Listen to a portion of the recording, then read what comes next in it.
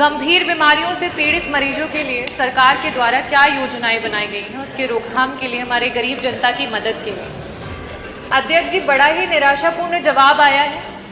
मुझे ऐसा प्रतीत होता है कि जब जब सत्र में पिछले 2.5 वर्षों में आपके विभाग के द्वारा जब भी प्रश्न पूछे गए हैं तो आपका एक सेम आंसर है कि हमने इतने जिला अस्पताल, इतने मेडिकल कॉलेज, इतनी डायलिसिस की मशीन, इतने एम्बुलेंस। अध्यक्ष जी, मेरा बड़ा ही स्पष्ट सा सवाल था, और अगर आपने ये बताया है कि आपके इतने जिला अस्पताल, इतने मेडिकल कॉलेजेस हैं, तो मैं इस सदन के माध्यम से जौनपुर से जो हमारा मेडिकल कॉलेज है उसकी कुछ पिक्चर है वो आपको दिखाना चाहूंगी कि जहाँ पे काला पानी तैर रहा है, जो बिल्डिंग्स हैं वो बनने से पहले खंडहर हो चुकी हैं, ये स्थिति है।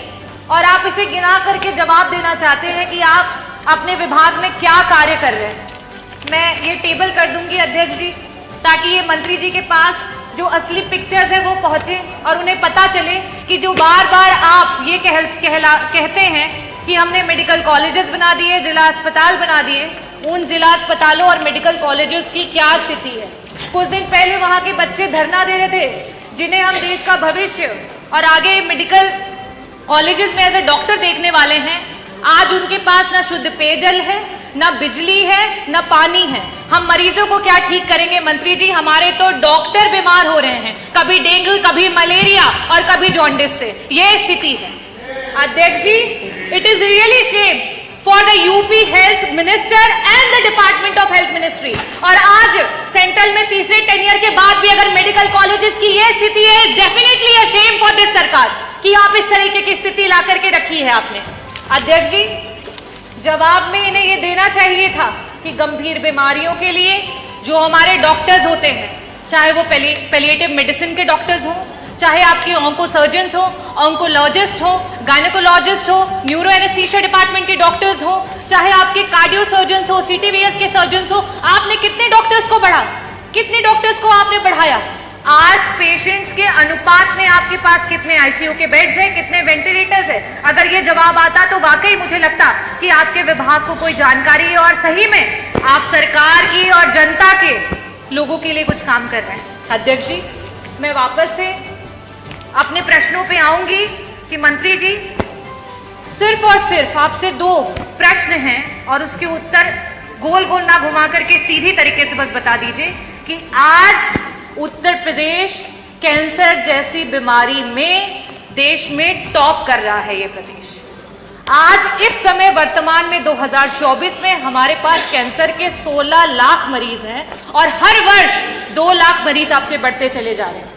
और इन गरीब मरीजों के पास ना तो पैसा है इलाज कराने के लिए और ना अस्पतालों में बेड्स। इन परिस्थितियों में अगर वो मरीज किसी प्राइवेट अस्पताल में जाता है, बड़ा बड़ा एस्टिमेट मिलता है। क्या सरकार कैंसर के सारे उत्तर प्रदेश के मरीजों को उनका जो एस्टिमेट जहां से भी बन करके आता है उसका एक मुश्त में पैसा उपलब्ध कराएगी कि नहीं कराएगी?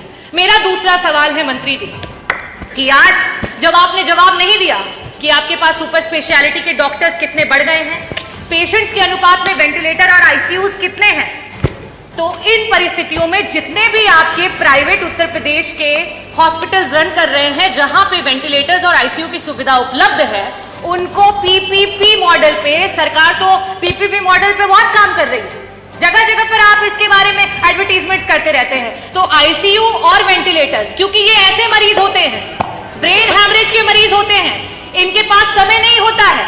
मंत्री जी, अगर एक्सीडेंट हो गया, आज बीपी बढ़ गया और ब्रेन हैमरेज हो गया तो तुरंत उसका ऑपरेशन होना है, लेकिन उनके पास पैसा नहीं होता ना वेंटिलेटर में देने के लिए, ना उन वेंटिलेटर्स पे रहने के बाद। तो मैं आपसे ये अनुरोध करना चाहूंगी कि पीपीपी मॉडल पे जितने भी हमारे प्राइवेट हॉस्पिटल्स हैं उनको ऐड करते हुए हमारे मरीजों को मुफ्त में इलाज और समय पर इलाज दिलाने के लिए क्या सरकार काम करेगी? बहुत बहुत धन्यवाद।